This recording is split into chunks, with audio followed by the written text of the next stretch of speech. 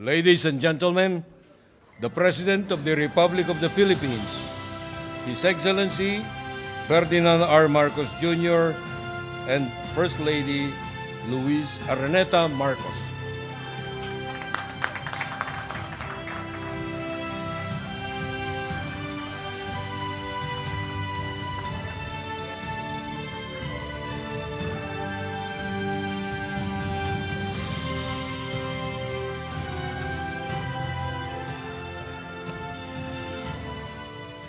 Good afternoon, ladies and gentlemen. Please take your seats. Vice President Inday Sara Duterte, what I call our secret weapon on these trips is former President GMA, the Speaker of the House, Speaker Martin Romualdez. Is the Ambassador here with us? Ambassador, how good to see you.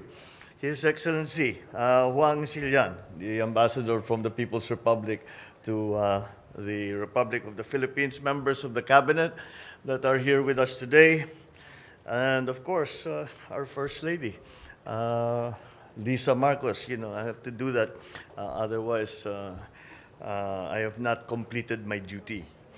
And Pasay District Representative, yes, of course, Antonino Calixto, AFP Chief of Staff Lieutenant General Bartolome Bacaro, Philippine National Police, you're not here, Senator Amy Marcos, Philippine National Police Chief General Rodolfo Azurin Jr., my fellow workers in government, ladies and gentlemen, good afternoon. Isang mapagpalang araw at manigong bagong taon sa inyong lahat. I depart today for my 7th foreign travel since assuming the presidency. Upon the invitation of President Xi Jinping, I will be undertaking a 48-hour visit to the People's Republic of China. Significantly, this will be my first bilateral visit to a non-ASEAN country. I took a similar journey to China as a young man several decades ago, and I was witness to a historic milestone in Philippine foreign policy as I accompanied my mother, former First Lady Imelda Marcos, in 1976, as she laid the groundwork for the establishment of diplomatic relations between our two countries. Eventually, my father formally forged in June 1975 that diplomatic agreement. Since then, I have watched the development of our bilateral ties with great interest and attention. In undertaking this trip, I continue that legacy of strengthening the bonds of friendship established between the Filipino and Chinese peoples and fostering bilateral ties to a higher plane of cooperation.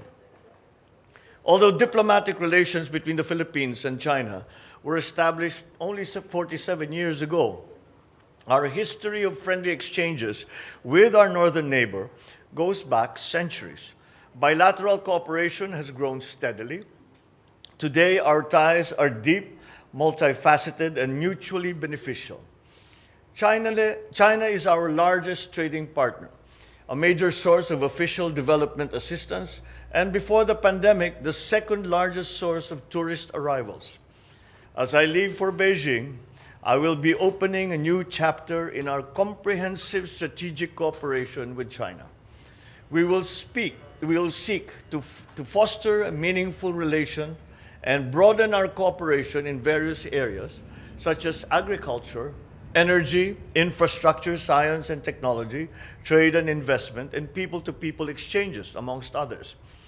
I look forward to my meeting with President Xi as we work towards shifting the trajectory of our relations to a higher gear that would hopefully bring numerous prospects and abundant opportunities for the peace and development to the peoples of both our countries. In this regard, I also look forward to discussing political security issues of a bilateral and regional nature. The issues between our two countries are problems that do not belong between two friends such as Philippines and China. We will seek to resolve those issues to mutual benefit of our two countries. We are rising as a nation, recovering from the ravages of a global pandemic.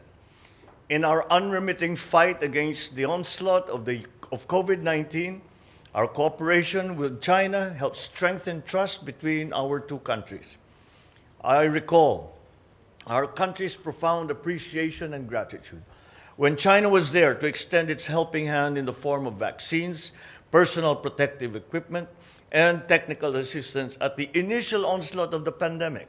You were the first to come to our aid. In this upcoming visit, we expect to sign more than 10 key bilateral agreements to add to the over 100 agreements we already have with China. As our doors open up in the new normal, I will invite our Chinese neighbors to once again return to the Philippines as tourists, as students, investors.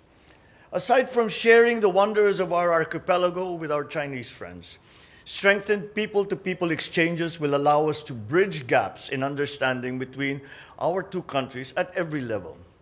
I shall push for the resumption of tourism and cultural cooperation between our two countries. In Beijing, we will seek to harness the potentials of our vibrant trade and investment relations as we accelerate the post-pandemic growth of our economy. In these meetings, I will be joined by key private sector representatives who have been and will continue to be our partners in boosting our economy. I hope to return home to the Philippines with a harvest of agreements and investments that will benefit our countrymen and further strengthen the foundation of our economic environment.